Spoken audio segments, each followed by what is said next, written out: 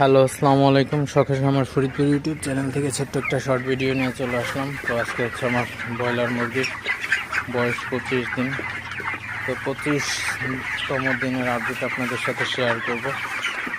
তো ভিডিওটি কেউ স্কিপ না করে শেষ পর্যন্ত দেখবেন, আর অবশ্যই শখের খামার ফরিদপুর ইউটিউব চ্যানেলটি সাবস্ক্রাইব করবেন, লাইক করবেন, কমেন্ট করবেন এবং শেয়ার করে অন্য ভাইদের দেখার সুযোগ করে দেবেন।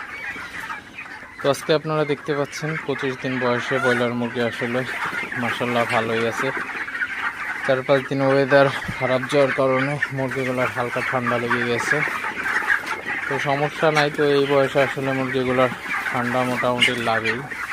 তো এটা আসলে এই বয়স থেকে যত যত্ন করাই হোক না কেন হালকা ঠান্ডা লাগবেই। তো তারপরে একটু সচেতন থাকতে হবে ওয়েদার খারাপ হলে, এবং যদি প্রচুর পরিমাণে গরম হয় সেক্ষেত্রেও কিন্তু মুরগির ঠান্ডা লাগে এবং